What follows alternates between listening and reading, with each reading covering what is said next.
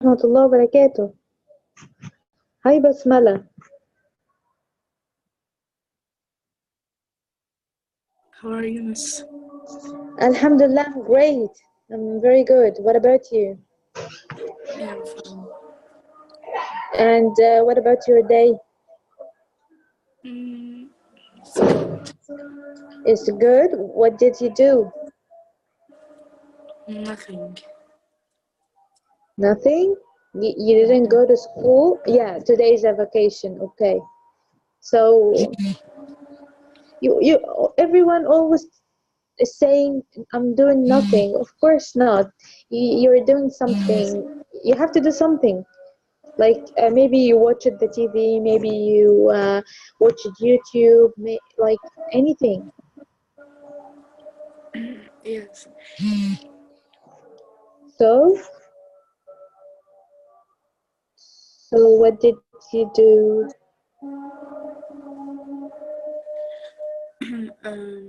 Watching TV. Watching TV. Okay. And what did you watch on TV?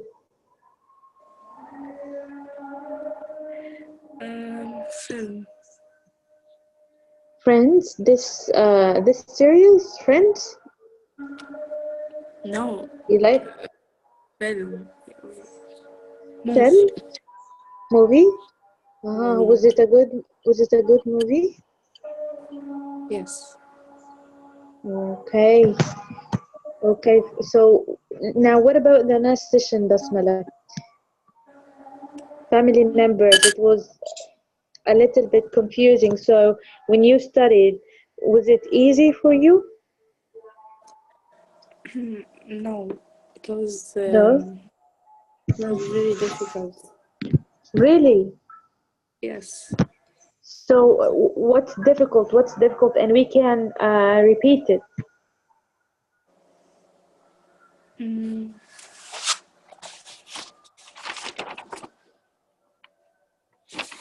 Big family. Yeah.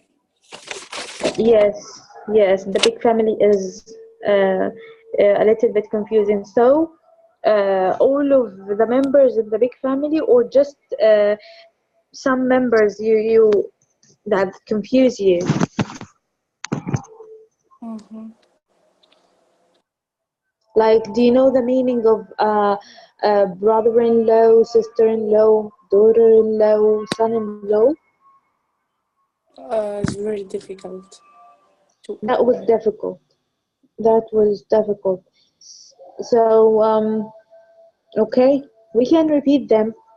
We can repeat them for you. Okay.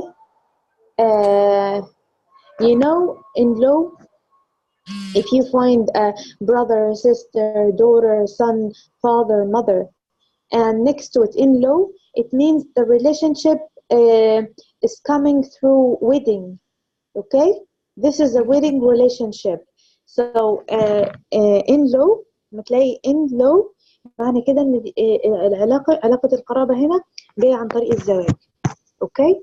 طيب انا هقول لك طريقة سهلة تفتكري بيها. تمام. اما يكون عندي اخت. تمام. او خلينا اقول لما يكون عندي ابن. خلينا نبدا كده. لما يكون عندي ابن if I have a son and he is married وهو متجوز. تمام. فمراته. تمام. انا والده مثلا او والدته. تمام. آه مراته هتكون في مقام بنتي right. She's Yeah. like my daughter. صح. فهقول عليها my daughter. I will say she's my daughter. بس هنا هي مش بنتي يعني. هنقول عليها daughter in law يعني جاية عن طريق الزواج. يعني هنا يعني بنتي بس هي مرات ابني. يعني مرات ابني بس هي في مقام بنتي. Okay. The same uh, with son-in-law. بنقول ايه لما if I have a daughter. عندي بنت my daughter is married. بنتي متجوزة. فجوزها he's like my son. زي ابني. جوزها هيبقى زي ابني. فأقول عليه he's my son. بس مش my son بس. لو قلت my son يبقى ابني. okay. ف we will say he is my son-in-law. He is my son-in-law. It means he is the husband of my daughter. He is the husband of my daughter. تمام؟ Okay? Okay, مش but يعني meaning in English يعني بتلخبط فيه. Yes. طيب it only needs focus. كل الموضوع محتاجه شوية تركيز. أنا عارفة مثلا لو أنت عارفة المعاني son in law يعني جوز بنتي، daughter in law يعني مرات ابني، فانت حتى بالعربي حتى الحاجات اللي اكبر من كده شويه او اللي بتبقى محتاجه تفكير شويه بالعربي هتبقى محتاجه منك تفكير وتركيز قبل ما تقولي ده كذا كذا يعني. تمام. ابو مراتي مثلا اي حاجه يعني. تمام. فبرضه in English you only need focus. You will need some minutes to think. عاوزه شويه دقيقتين بس كده تفكري. طيب son in law son in law okay he's the husband of my daughter. يعني you should give yourself some time. If you know the meaning of vocabs يعني وعارفة معاني الكلمات، لا يعني عارفة عاوزة تقولي جوز بنتي يعني ايه، لو عارفة انك تقولي كده فهتعرفي مثلا معنى مثلا son in law بسرعة. تمام. لو عارفة برضو يعني ايه تقولي مثلا خلينا نقول ابو جوزي، لو عاوزة تقولي كده ماشي the father of my husband the father of my husband that he is my what father-in-law. ف it only needs focus. كل الموضوع محتاج شوية تركيز لأنه فعلا التوبيك ده محتاج تركيز جدا وانت بتقولي الألفاظ، خصوصا انهم شبيهين ببعض بقى فممكن تجيبي حاجة مكان حاجة.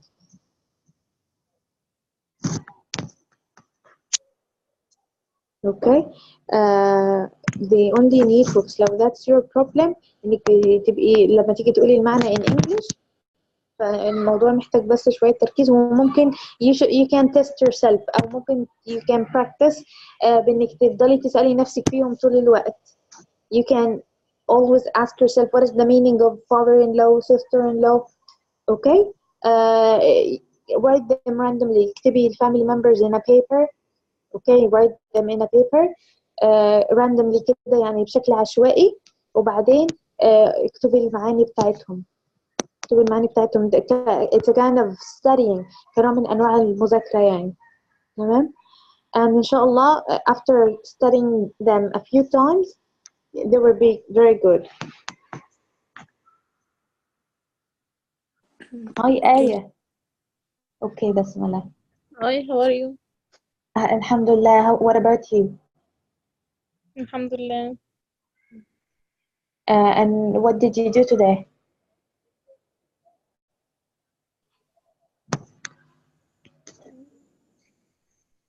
What did you do today?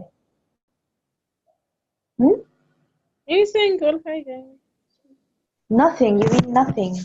Nothing. يعني كل ما اسال حد يقول لي nothing. كل ما اسال حد يقول مش معقول مش معقول حد ما بيعملش حاجه طول اليوم. لا اكيد عملتي اي حاجه، لو نظفت البيت، لو وصلت ابنك المدرسه وجيتي من دي تفاصيل a daily routine. يبقى انت بتعملي حاجات كتير مش nothing. لو nothing يبقى انت ما قمتيش من على السرير وفضلتي نايمه طول اليوم، ما مسكتيش حتى الموبايل.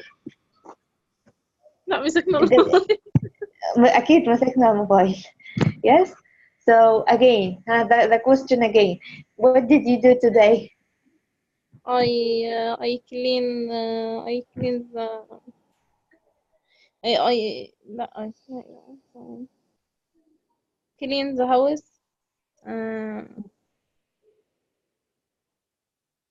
Okay. Did you cook today? Yes.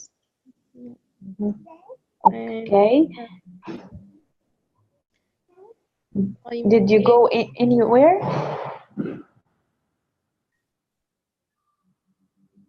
Did you go anywhere? no. No. Okay. Did you study the last session? Yes. Yeah. Okay. So it was easy or hard?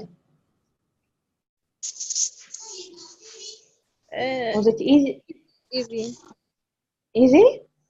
Yes. Okay. Alhamdulillah. And what about you, Sarah? Hello? Yes, Sarah, how are you? I'm fine. Alhamdulillah. So, what did you do today? Alhamdulillah. What did you do? What did you do? Nothing. Again, نفس الإجابة تاني. Guys, there's nothing called nothing. مفيش حاجة اسمها nothing. Of course you did something. أكيد عملتي حاجة. يعني غسلت المواعين وعملت الأكل. In English بقى يعني try to say this in English. I cooked Okay, good. and I wish.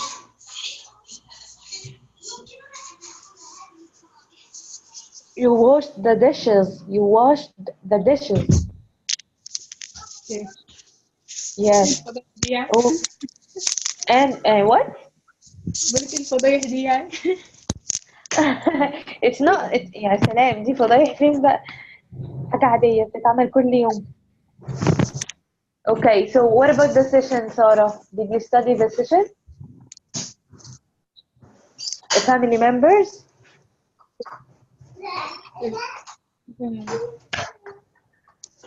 Did you study the family members? Yes. Yeah? Okay, was it easy for you? Yes, يعني. Okay, Sarah. Okay, guys. Okay. There's anything that's so difficult that you can't understand in the last session. في حاجة في session المرة اللي فاتت صعبة قوي مش قادرين تفهموها أو يعني صعبة بالنسبة لكم؟ في مشكلة يعني فيها؟ What? بيرفض شوية. بيلخبط. Yes. Yeah. Yes. ده كنت لسه بقول لي بسملة that they need focus. They need a lot of focus. يعني عاوزين تركيز كبير يعني محتاجين تركيز كبير دي سواء انت حتى بتقولي الألفاظ دي عربي أو إنجليزي محتاجين تركيز. Okay? Okay. طيب today let me share the screen first. Okay?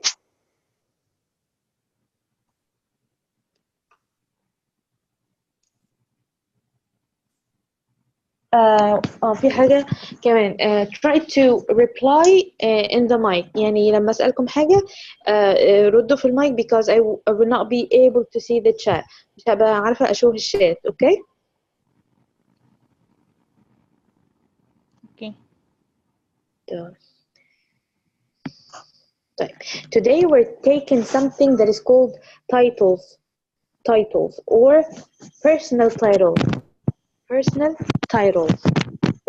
titles. What are they? What are titles? سمعتوا عنها قبل كده؟ title.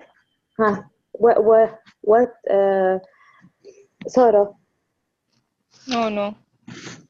لا ها بسملة آية do you know what is the meaning?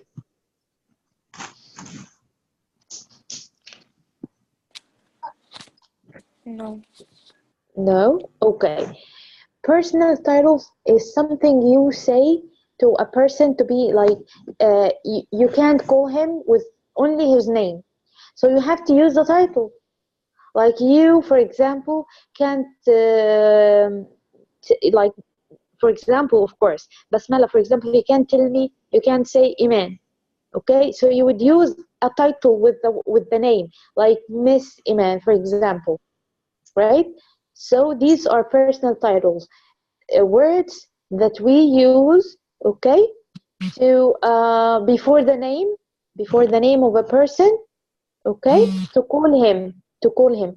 That person يعني personal titles maybe حد مش عارفينه كويس ف we have to use something, we have to use a word.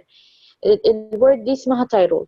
طيب عندنا titles for women. Yes بسملة. خطاب. نعم. خطاب. خطاب. no. letter. خطاب اللي هو جواب letter or letter. تمام. لكن title هنا يعني لقب. زي لقب كده، بس not لقب لا. يعني مثلا بدل ما بتقولي ماستر بتقولي ماس. okay these are called titles. تمام. ف we have titles for women انتوا عارفينهم already، يعني انتوا عارفين الحاجات دي اغلبها. اوكي. بس انا عاوزه اقول لكم بس ان هم اسمهم ايه titles او personal titles. فعندنا titles for women و titles for men. تمام. عندنا بقى تفرقه في شويه بنستخدمهم مع الرجاله، شويه مع الستات اكيد مش هنعرف نستخدم ده. ف titles for women عندنا miss. عندنا four. اوكي. عندنا four titles. miss. اوكي. miss. عندنا ma'am and Mrs. تمام. Miss, Mrs. and ma'am. and for men سهلين دول بقى، عندنا اتنين بس. Sir and Mr. and Sir. Okay. So first, do you know the difference between Miss, Ms, Ma'am, Mrs? تعرفوا الفرق؟ Do you know the difference? مام يعني ميم مام يعني م- يعني ايه آية؟ مام يعني مام you mean؟ يعني مام مدام أنا أو بسألك. مدام. اوكي. اوكي. يعني not exactly. ما دام عندنا في العربي بيبقى دليل على ان الست متجوزة right؟ اها. not man. يعني مام ممكن تبقى مش متجوزة عادي. بس في واحدة والأخيرة هنا yes Mrs دي for a married woman ست متجوزة نقول لها Mrs. نقول لها ايه Mrs. الأخيرة طيب دي. يس دي الأخيرة اسمها ميسز، اللي هي مستر وبعدين اس بعدها، مستر واس يعني تحسيها ايه متجوزة ميسز. طيب what about Ms and Miss؟ Ms and Miss سيدة يعني هم كلهم سيدة. كلهم سيدة. بيساوي سير يعني بيساوي سير للرجل. طيب الراجل شوية ما فيهوش التفصيل اللي موجود في السيدات، الستات دايما تفاصيل كده كتيرة. فالرجالة يعني متجوز مش الأربع متجوز. تفاصيل عشان ما تلخبطش بقى.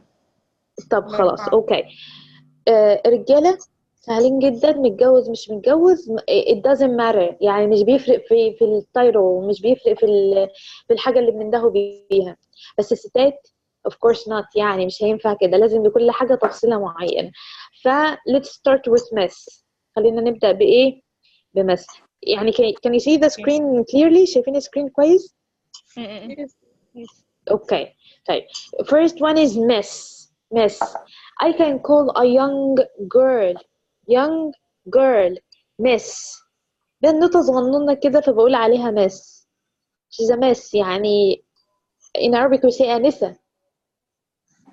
okay miss like miss ليلى أحمد. That's an example. miss ليلى أحمد. okay. طيب a young girl. طيب ايه كمان a young unmarried woman. لست بقى بنوتة، يعني ست بقى مش بنوتة صغنونة. let's say مثلا يعني ممكن تبقى عشرينات تلاتينات whatever but she's unmarried. يعني حتى لو هي كبيرة في السن عندها حتى 40 50 سنة if she was 40 50 years but she's not married I will say miss. تمام. حتى لو هي كبيرة في السن بس مش متجوزة هقول عليها miss. تمام. يبقى أول واحد young girl شابة صغنونة كده نقول عليها إيه miss أنسة. young unmarried woman. تمام. أي unmarried woman we will say miss. ست مش متجوزة نقول عليها miss يعني أنسة. for example Miss Nadia صالح. طيب there is a note بقى. This note is telling us we use full name here. We use full name. يعني ايه full name؟ اسمي كامل. Yes, ليلى أحمد نادية صالح. Okay, full name اسم كامل بالكامل. طيب that was Miss. Okay, again young girl or young unmarried girl, woman. Young girl or young unmarried woman. Okay. طيب What is the meaning is we use full name here.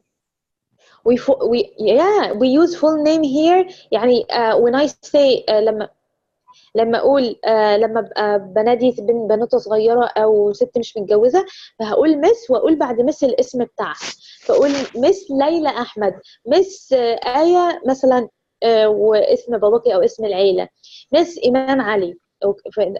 that's my name. مس بسمله، مش بسمله كذا. اوكي تمام. يعني في الحاله دي بنقول مس والفول نيم بعد المس، مس بلس فول نيم. عشان الحالات الجايه ممكن نستخدم حاجه تانية غير الفول نيم. تمام، فركزوا في الحته دي. so with miss في الحال. يس بسمله. اللي هي young girl مس ليلى أحمد، يعني اللي تحتيها بقى نفس المعنى يعني ولا إيه؟ مش فاهمة. young، ما كنتش مركزه يا بسمله. young unmarried woman يعني ست مش متجوزه، ست مش متجوزه. ماشي، تمام. ما عارفة بس لا يعني أنا قصدي إن مس young girl young girl طيب يعني انت يا بسمله عندك 13 سنه ولسه صغنونه كده وعسوله، ينفع نقول عليكي مس. انت هنا young girl، young girl. تمام. فواحده تانية مثلا let's say انا let's say عندي 22 سنه and I am not married، مش متجوزه، فهيقولوا عليا ايه؟ مس ايمان علي. اوكي. اوكي. اوكي. طيب الحالة الثالثة without a name while speaking to female service workers. يعني ايه without a name؟ يعني احنا قلنا في الحالتين الاولانيين young girl لما قلنا مس بسملة كذا and young unmarried woman لما قلنا مثلا مس ايمان علي. تمام. في الحالة الثالثة without a name، without a name ما يجيش بعدها اسم، ما يجيش بعدها اسم. لما اكون بكلم female service worker. female, you know the meaning of female, right? Yes. امرأة. female مش امرأة بس، مؤنث. مؤنث. female يعني مؤنث، و male مذكر، أو ممكن نقول كده أنثى وذكر كده. service workers السيدات اللي بيعملوا مثلا في حاجات زي restaurant، بتشتغل في مكان حكومي. فاهمين العاملات دول؟ اوكي. ف you can call her miss، ممكن تقولي لها miss من غير انت طبعا. يعني هي هو راح فين؟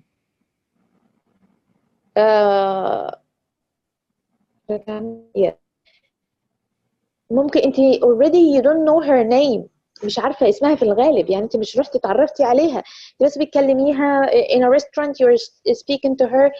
she's the waitress مثلا، اللي بيقولوا عليها ايه باللغه العربيه الفصحى؟ النادله. اوكي. ف you are speaking to her you will say مثلا miss، او بتحاسبي على حاجه هتقولي لها ايه excuse me miss please miss، وهكذا without the name من غير الاسم. you already don't know her name، انت بالفعل مش عارفه اسمها. right. مس سكرين مش باينة. are you sure؟ والله خلاص. طيب باينه. خلاص. تمام. for example excuse me miss، thank you miss without a name just miss. يعني في الحالة دي بنقول miss without the name، بنقول miss without the name. okay. if you are speaking to a female service worker like someone who is working in the restaurant, in the hospital, in information desk، حد شغال في in a school، في مدرسة، وهكذا. اوكي. يبقى ايوه سوا Sarah, your mic is not muted. Sarah أو آية مش متأكدة. ايه I'm saying the mic is not mute. Yes. Okay. Without يبقى كده the three cases 3 حالات young girl, young unmarried woman, young unmarried woman. Okay. In this case we use the full name. We use what? The full name. So I can say Miss Layla Ahmed or Miss Nadia Saleh. Okay. The third one, while speaking to a female service worker, in this case we don't say or we don't use a name. Okay, we only say miss, like excuse me miss, and so on. Okay, that's miss. Everything about miss. M-I-S-S. Again, M-I-S-S عشان ممكن تلخبطوا ايه في الاسم. M-I-S-S. طيب, what about ma'am? What about ma'am? Ma'am, also female service worker. تمام. زي الأخيرة في miss. Okay, but في شرط بقى زيادة. If the worker is older and you don't know the title or the name, then you use ma'am. يعني ايه الكلام ده؟ برضو بتكلمي مع حد شغال في مدرسة، في مطعم، في مستشفى، whatever. اوكي، فهتقولي لها مام المرة دي، بس ليه؟ علشان هي مثلا أكبر منك، ست كبيرة، فهتقولي لها ايه؟ مش هتقولي لها مس كده وتستصغريها، لا، هتقولي لها مام. مام دي تقريبا في الاستخدام او في التقل بتاعها زي كلمة sir مع الرجالة يعني. تمام، دايما بيقولوا yes sir يعني شوية فيها احترام كده. اوكي، وانتي مش عارفة هي مثلا متجوزة ولا مش متجوزة، ايه نظامها، فهتقومي قايله لها مام، يعني يا سيدتي. in Arabic بيقولوا كده يعني.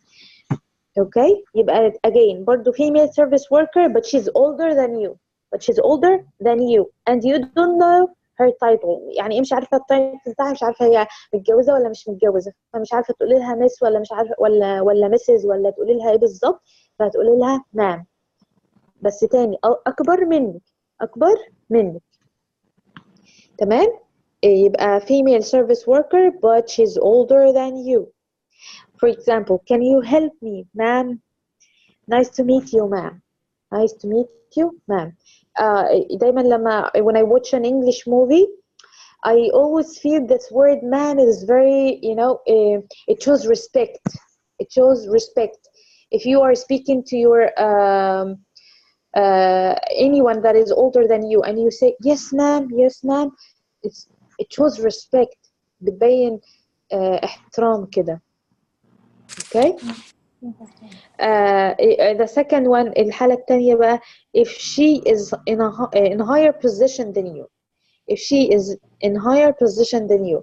طيب, now the woman is for example your manager, المديرة بتاعتك, your teacher, مدرستك, أي مكانة أعلى منك، يعني بتشتغل عندها let's say for example or بتشتغلي عندها، ففي الحالة دي هتقولي لها إيه؟ ma'am.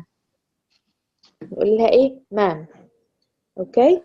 So if you are speaking to your manager is a woman, المديرة بتاعتك ست, and you're speaking to her, فقالت لك you do so اعملي كذا وكذا وكذا, you will say yes ma'am,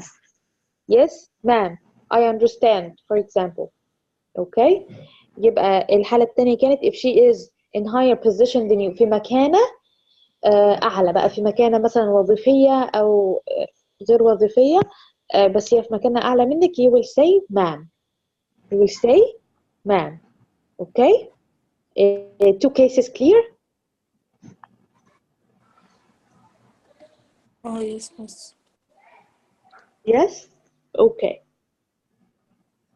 So يبقى نقول تاني female service worker but she is older than you. The second one, if she is in higher position مكانة أعلى higher position مكانة أعلى if she is in higher position than you. طيب تمام يبقى أخدنا miss with the 3 cases بثلاث حالاتها ma'am with its 2 cases بالحالتين بتوعها. okay now we have Ms. بتكون MS تمام miss MISS Ms M و S بس تمام Ms بنعملها كده Ms الثانية miss MISS. okay that's regarding the spelling. ده بخصوص الايه الspelling. طيب امتى نقول Ms؟ سهلة قوي دي. if you don't know if the lady is married or not and you know her surname. طيب you don't know if she's married or not مش عارفة تحددي هي متجوزة ولا مش متجوزة مش عارفة بس انت عارفة her surname. surname يعني do you know the meaning of surname؟ اسم العائلة. yes the last name or the family name. تمام يعني انت عارفة اسم عيلتها وعارفة بس مش عارفة if she's married or not مش عارفة متجوزة ولا مش متجوزة. in this case you will say Ms. you will say Ms. انك قلتي Ms انت مش عارفة هي متجوزة ولا لا. so if you don't know if the lady means the woman if the lady is married or not and you know her surname and you know her surname you know her family name you know her last name. okay you will say Ms. for example I need your help Ms. Adams. I need your help Ms. Adams. This means that the speaker doesn't know if Ms. Adams is married or not. هو مش عارف هي متجوزة ولا مش متجوزة. تمام وعارف ان عائلتها اسمها آدمز. تمام how do you do Miss Jones how do you do Miss Jones انت عاملة ايه يا Miss Jones. عارف اسم العيلة اهو حطه وحتى قبليه Miss عشان هو مش عارف او هي مش عارفة if she's married or not هي متجوزة ولا لا. تمام طيب احنا دلوقتي استخدمنا ايه مع Miss استخدمنا ايه بعد the word Miss؟ اسم واحد بس اسم العائلة surname. yes the surname يبقى Miss plus surname. طيب Miss قلنا ايه with Miss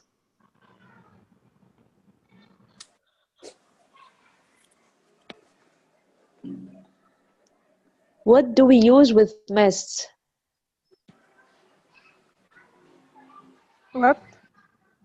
what do we use or what comes after Miss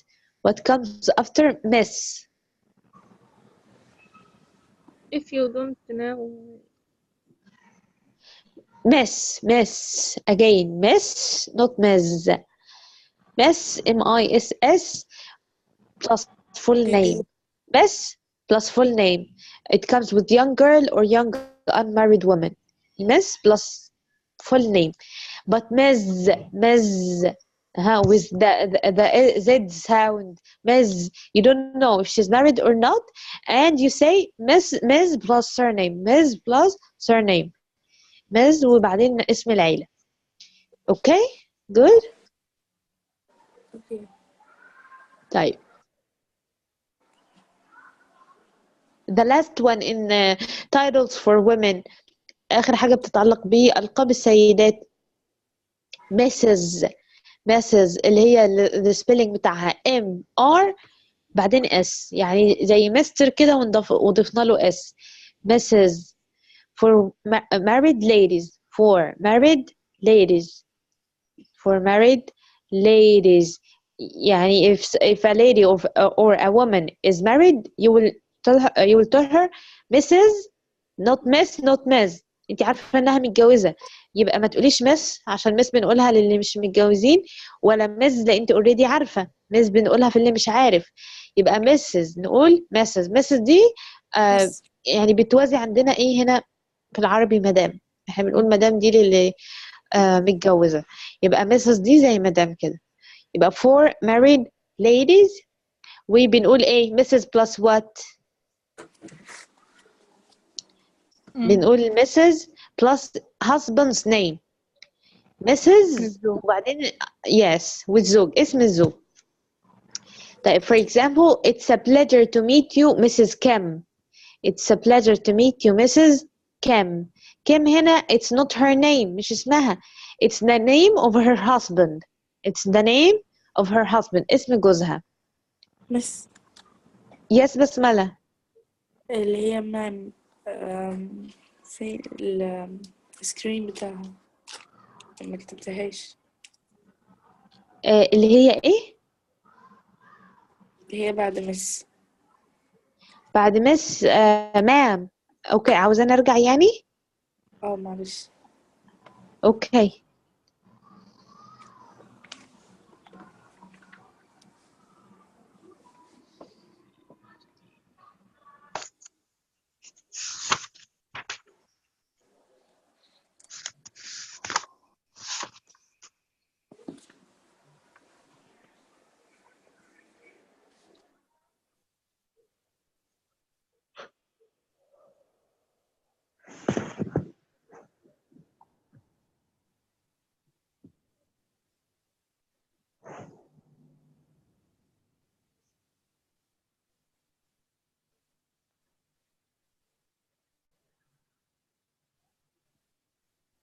يبقى نراجع مام طالما بسملة بتقرأ بتكتبها.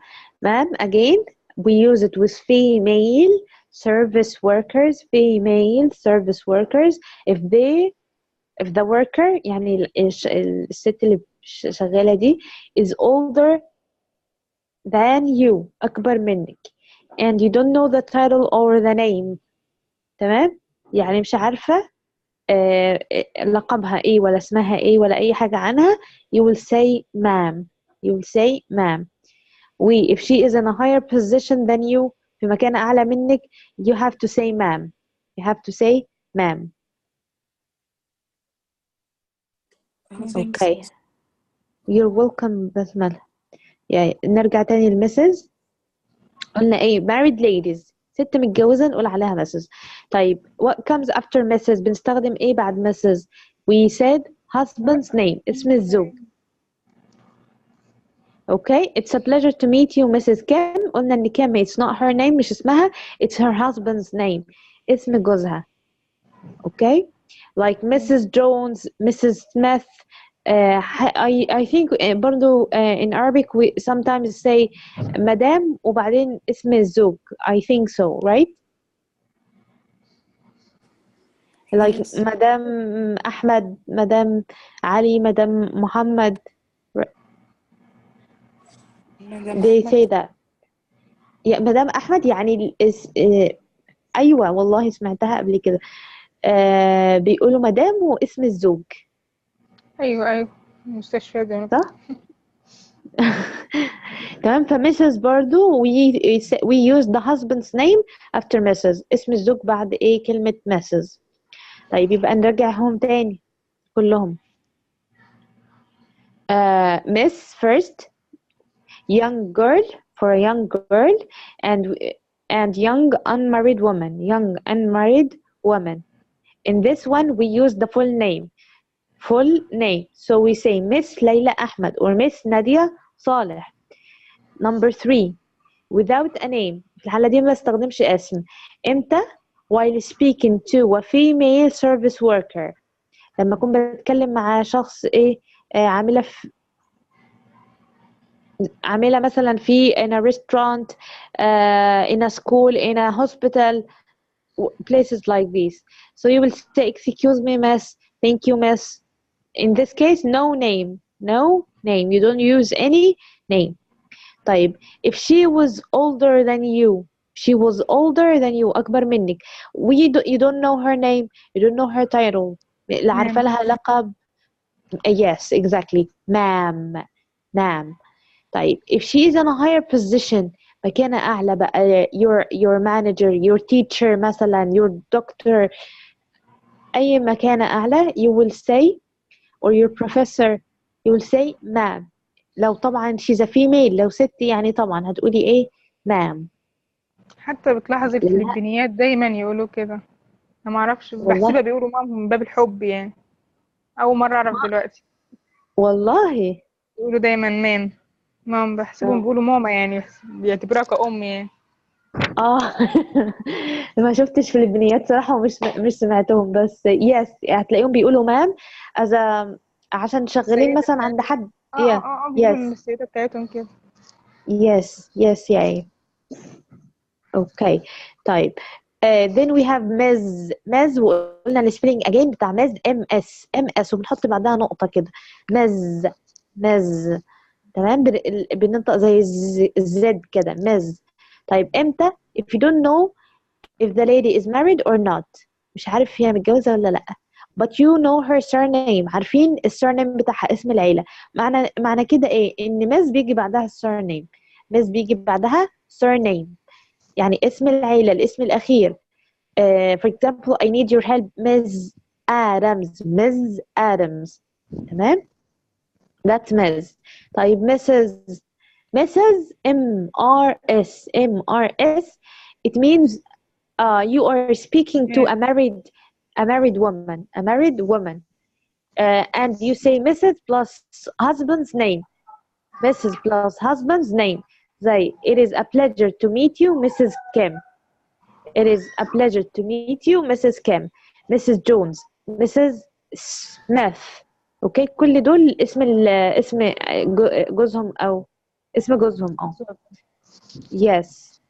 yes. طيب خلصنا بقى من ألقاب السيدات. titles for men are so easy. ألقاب الرجالة سهلة جدا بقى. Mr. وسر. Mr. plus last name. Mr. plus last name. نقول مستر والاسم الأخير زي this is Mr. عبد العليم. okay. nice to meet you Mr. Smith. لا قلنا بقى متجوز مش متجوز، خاطب مش خاطب it doesn't matter. مش هيعمل فرق في الاستخدام. اوكي طيب what about sir؟ يبقى مستر بنستخدم بعدها اسمه اللاست نيم. مستر عبد العليم مستر سميث. طيب sir برضو for all من لأي رجالة بقى عادي، كبار صغيرين متجوزين مش متجوزين. but you don't know the name. You don't know the man's name. مش عارفين اسمه. like you dropped this sir. انت وقعتي دي يعني يا سيدي مثلا او يا مستر. how can I help you sir. now I don't know the name. مش عارف اسمه. وبرضو we use it for if someone is in a very higher position. لو حد مثلا لو بتلاحظوا مثلا لو if you're watching an English movie وفي مثلا قدامكم حاجة في الجيش دايما يقولوا yes sir. فسر دي يعني زي yes sir كده، زي بيقولوها ايه، ممكن تبقى زي يا فندم كده عندنا بالعربي. يا فندم دي بتبقى it shows a lot of respect، كلمة فيها دلالة كبيرة على الاحترام يعني، فممكن تبقى بنفس المعنى كده.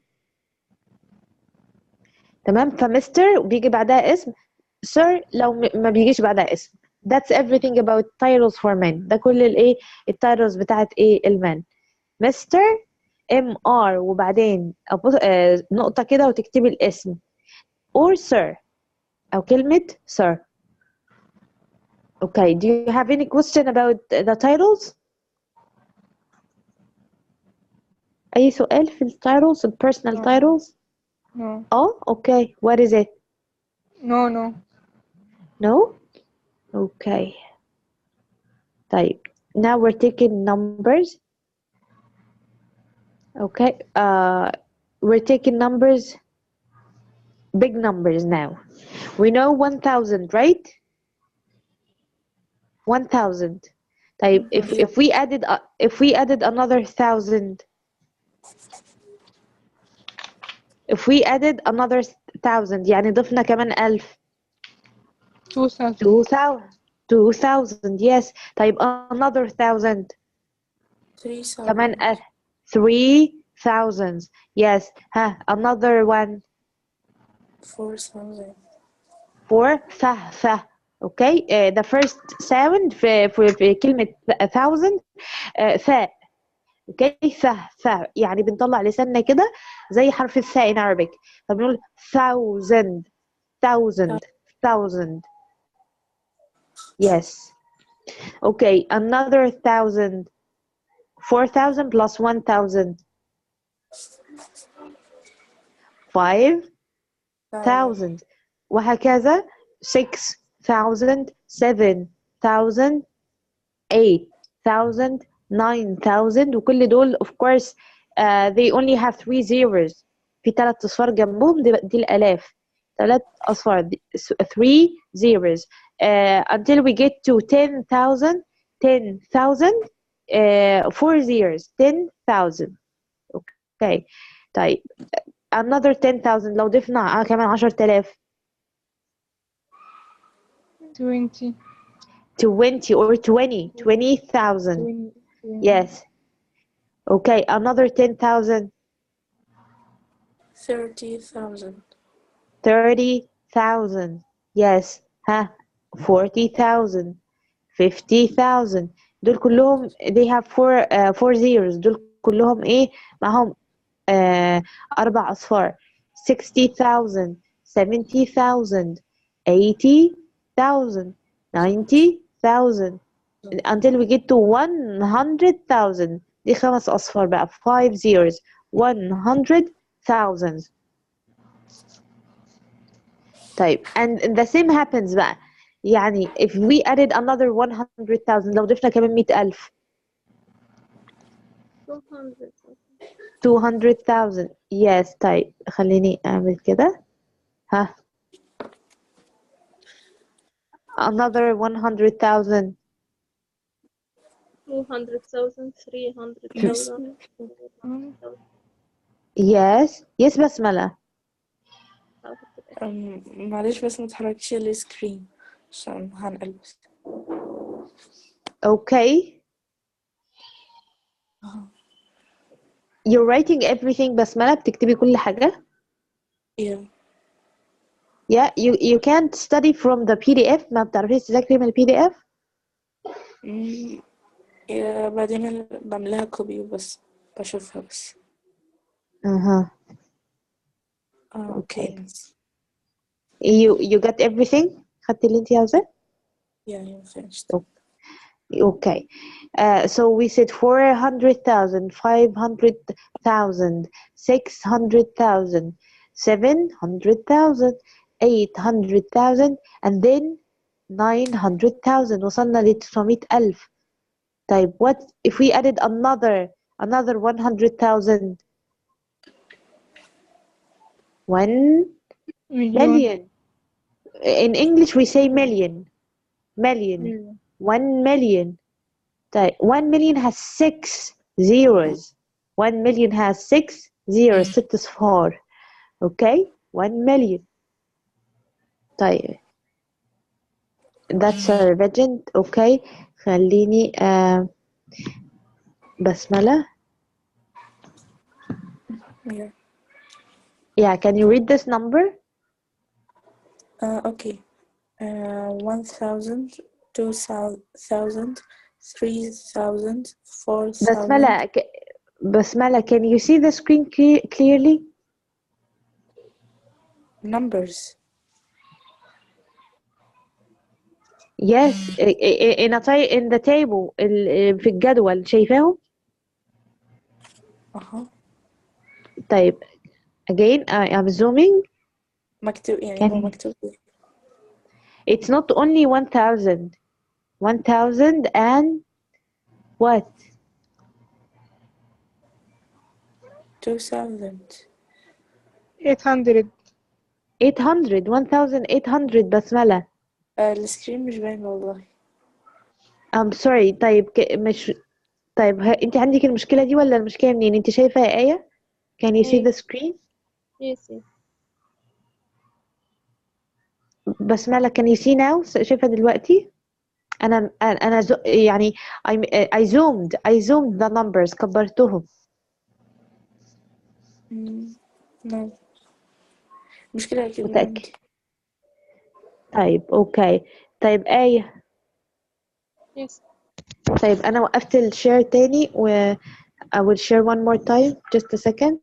يمكن المشكلة تتحل عندك يا بسملة. Okay, A.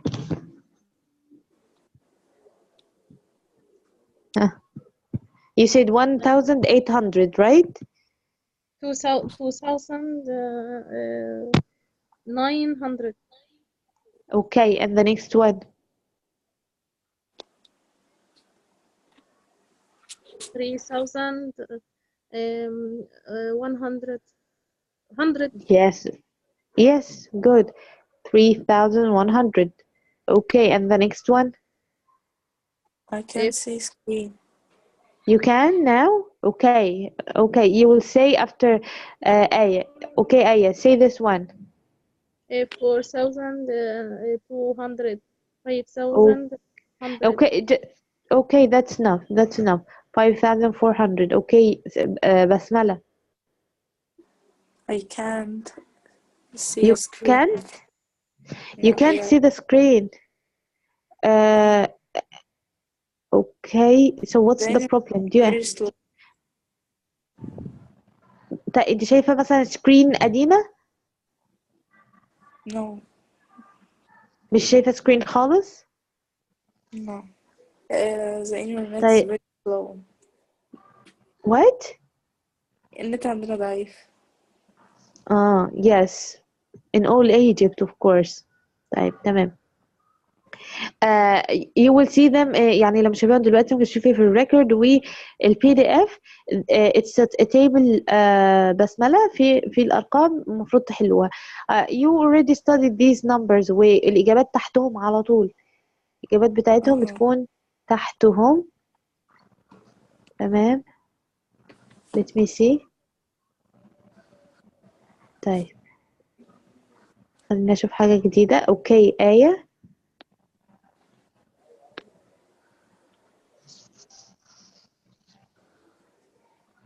آية. طيب. The first one. 1 million. 100. 110.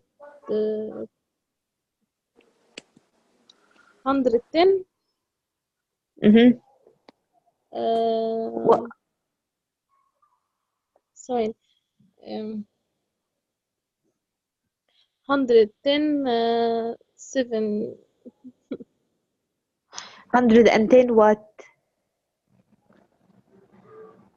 1000 right? 110,000. وبعدين 700. 110,000. 110,000 yes. 110,000 دول 110 لازم نقول التمييز بتاعهم ايه. تمييزهم ايه؟ 1000. 1000. Miss. 710. Yes بسملة. Okay good. Yes بسملة. يا حضرتك ممكن تقولي لي الرقم وأنا أقوله بالإنجليش يعني أكتبه وأقوله بالإنجليش. Okay I agree. I will tell you from left to right من الشمال لليمين. Okay. Okay. 2 60 Okay. 840 840.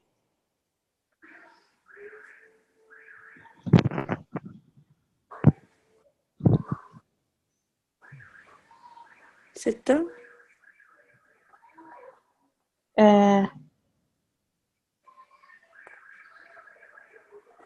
6 2 6 0 8 4 0. في فصل أو حاجة. yes طبعا بعد الصفر 2 6 0 فاصلة 840. اوكي. 2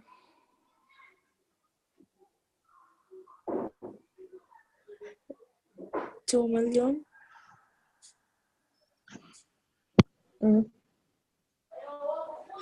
2 million 16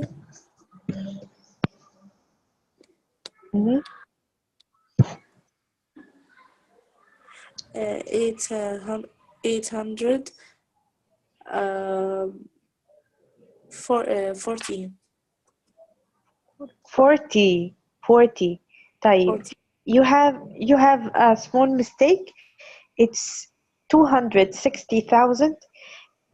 انت لو انت بتعلمي في دماغك انك بتقرأي لما بالفصلات دي، فكل 3 we know that every 3 numbers we put a point in English او الفصلة دي. تمام، بنحط point. فكل 3 ارقام بنحط point.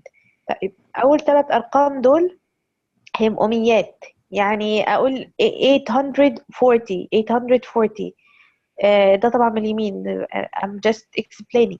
بعد كده الثلاث ارقام بعدهم هيبقوا خانة الاف. طالما هم ثلاث ارقام في الخانة يبقى كله هقول 260,000.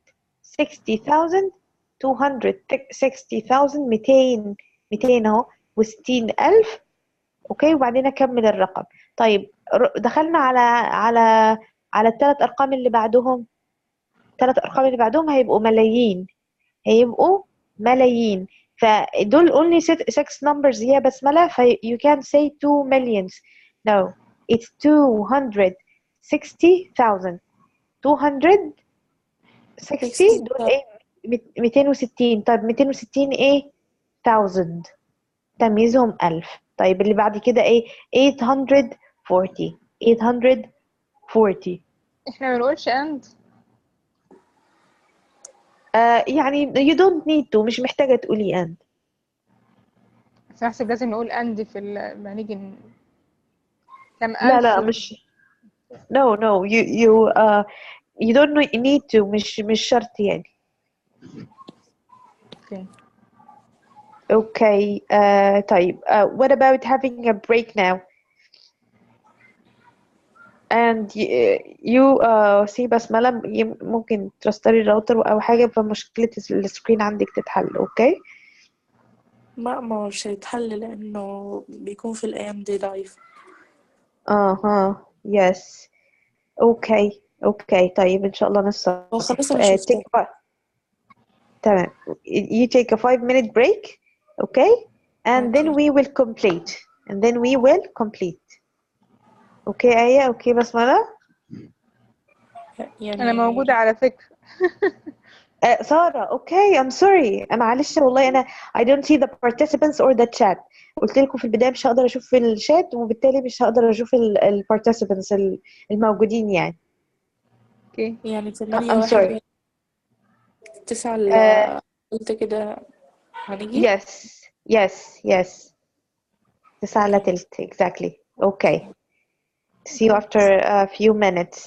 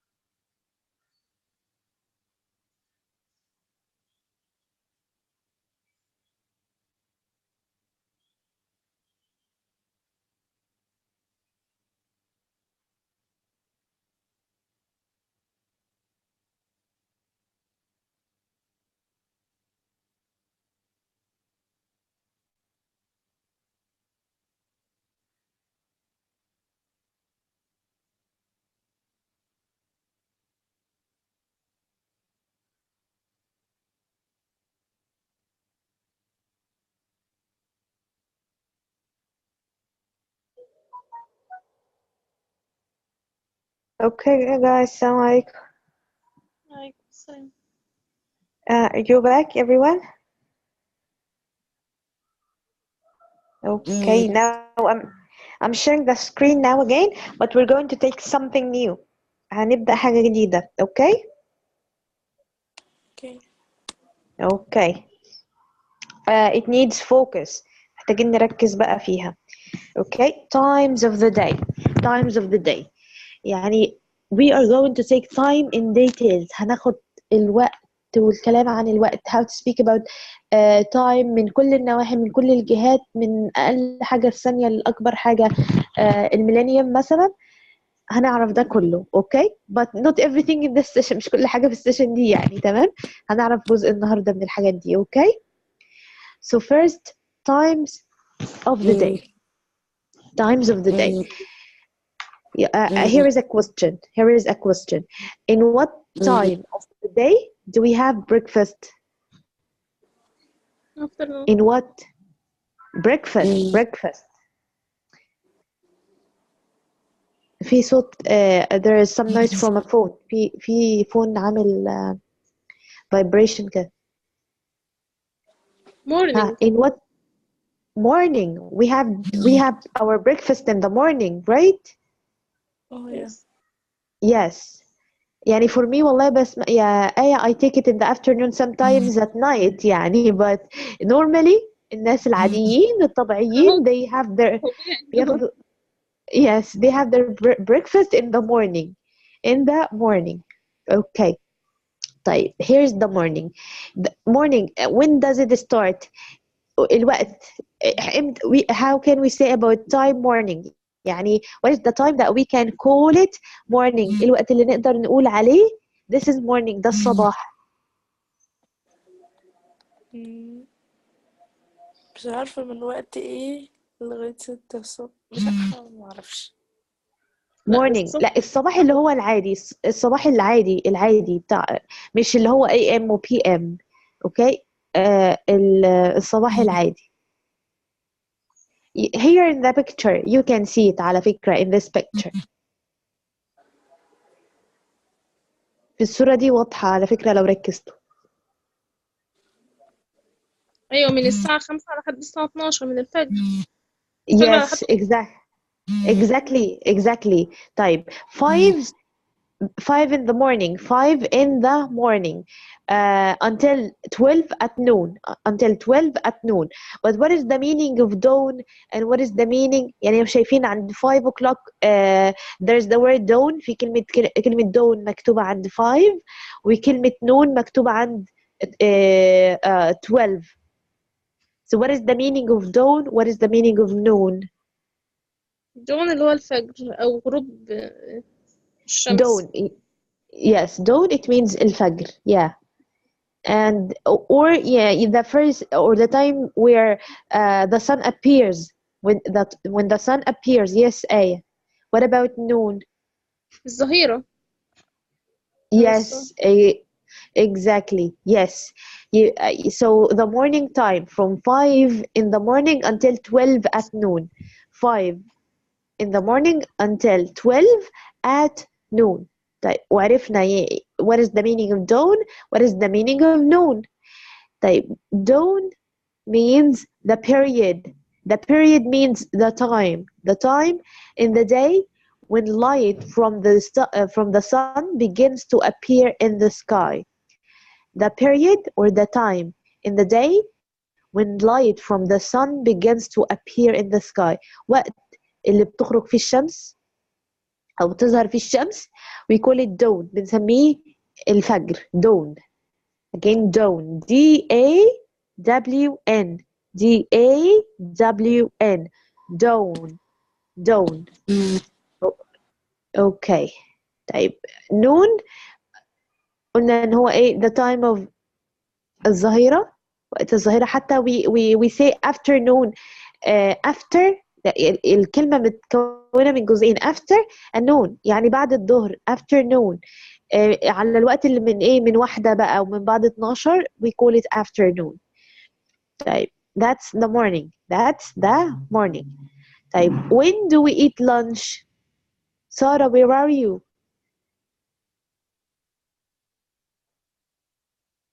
when do we eat lunch?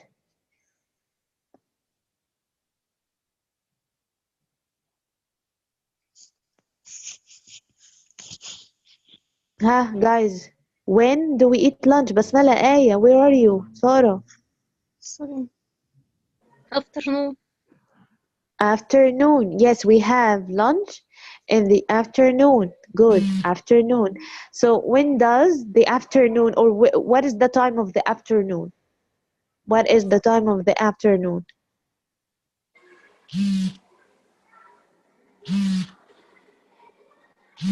There is a phone on vibration guys. في تليفون معمول vibration طول الوقت. إن شاء الله. Okay, just 1 second guys. Give me 1 second, okay? تمام.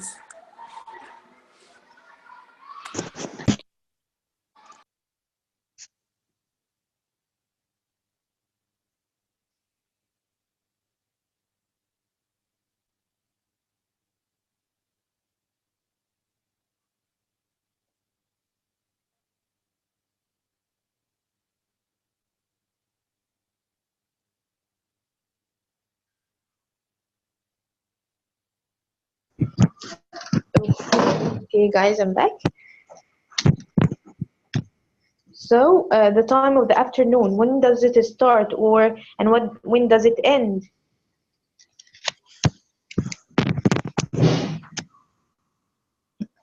Guys.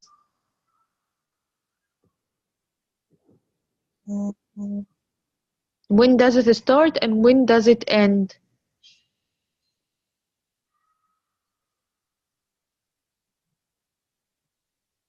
آية، بسملة، سارة.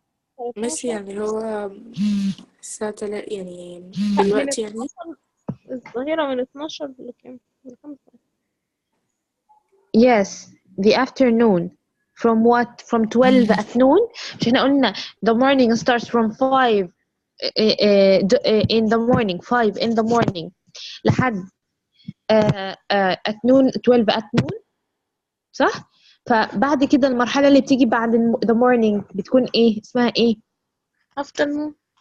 afternoon. يعني من 12 بعد الظهر امتى؟ 5. 5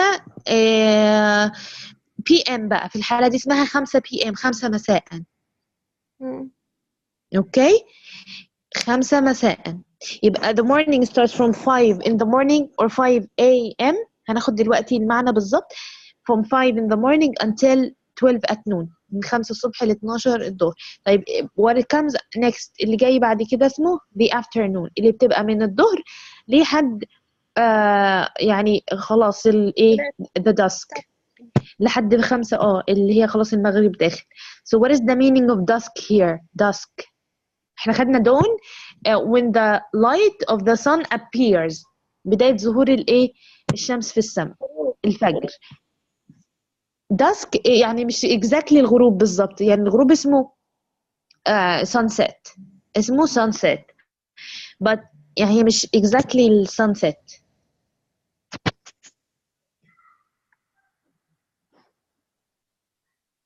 هي وقت العصرية يعني الشمس. the time before night، the time before night when it's not yet dark. the time before night when it's not yet dark. عارفين الوقت ده اللي هو الدنيا بتليل بس لسه في ضوء شوية صغيرين، يعني خلاص الدنيا داخلة على الليل بس في ضوء حاجة بسيطة قوي، خلاص المغرب داخل يعني عارفين الوقت ده؟ الغروب يعني. او sunset يعني the whole process من وقت الدنيا ما بتبقى منورة خالص، والدنيا بتبدأ ايه الشمس تروح دي العملية دي كلها اسمها sunset، عملية الغروب. بس الدسك تقريبا بالعربي اسمه I think it's called شفق. الوقت اللي الدنيا خلاص ده هي الليل داخل بس فيه شوية ضوء، لسه ما بقتش غامقة، لسه الدنيا ما بقتش يعني مش ليل، بس الليل داخل فاضل عليه حاجة بسيطة جدا. زي في الصورة كده بالظبط. if you can see the picture it's dark يعني، او الليل خلاص داخل وفيه شوية ضوء بسيطين موجودين.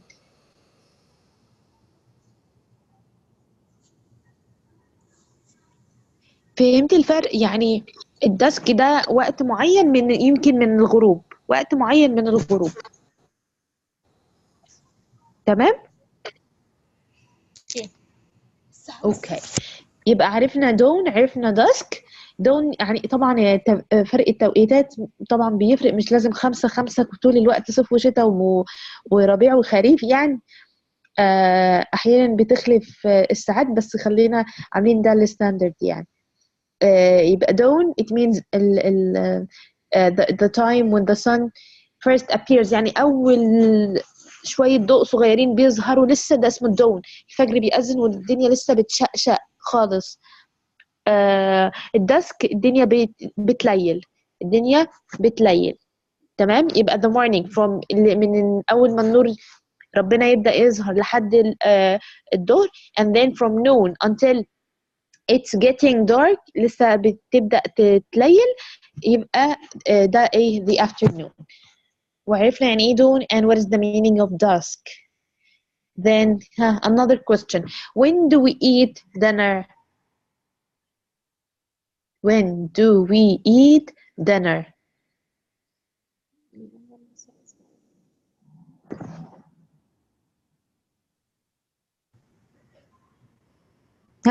Guys, yes, at night. At night or in the evening. We can say in the evening، مش night بالظبط، يعني in the evening. طيب what is the time of the evening? What is the time of the evening?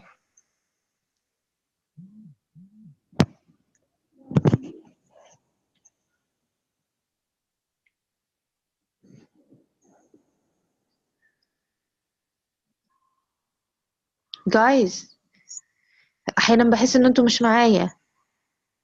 لا معاك.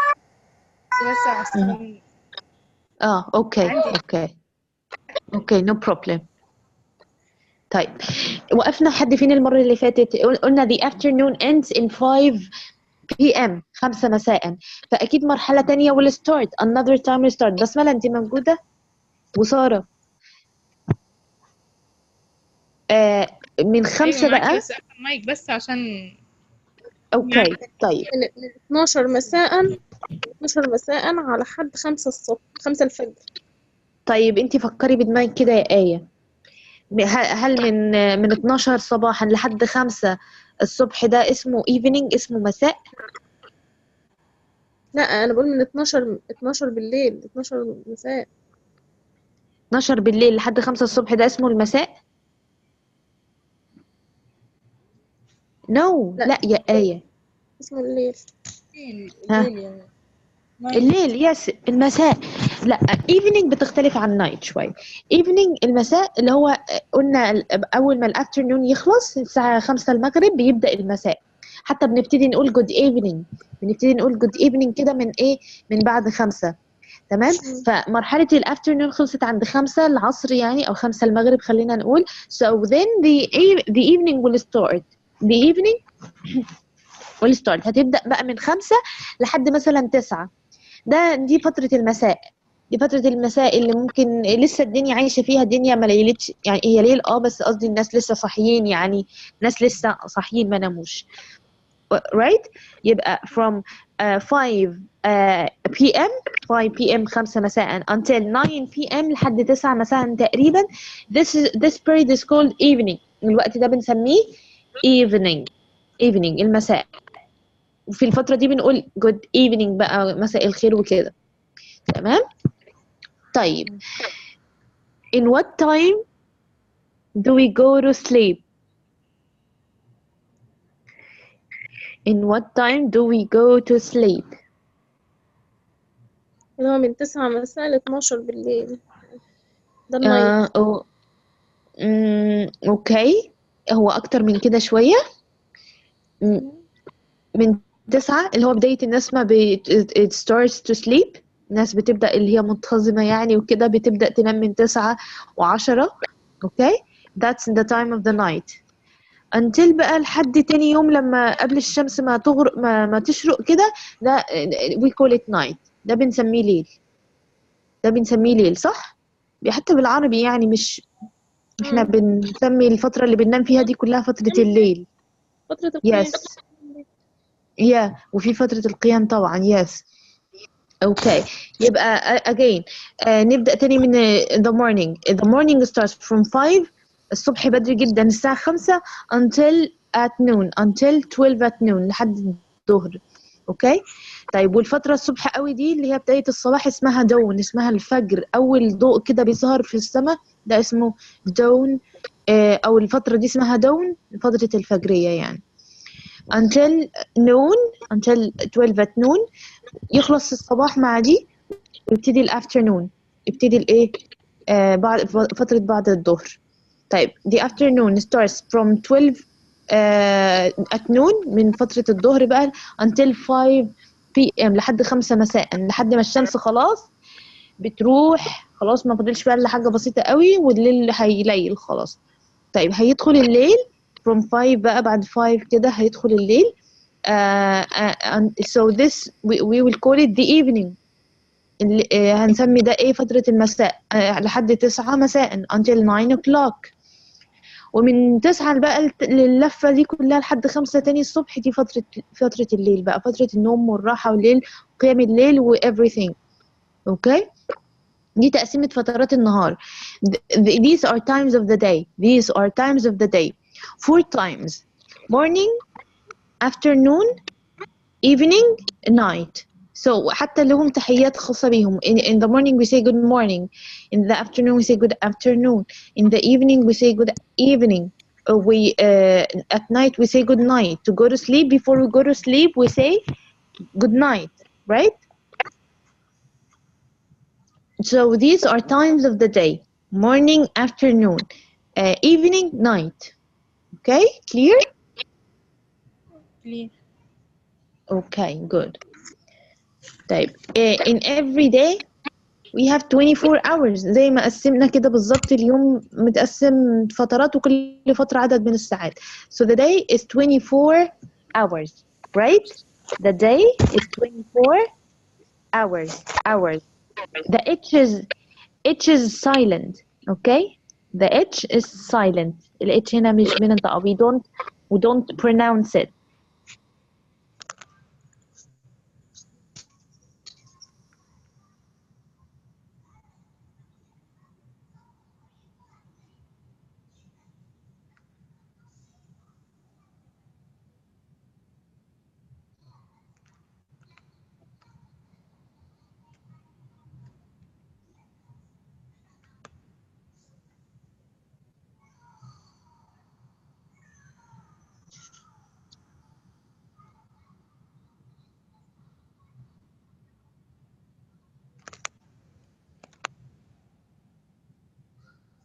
ورينا في الصورة.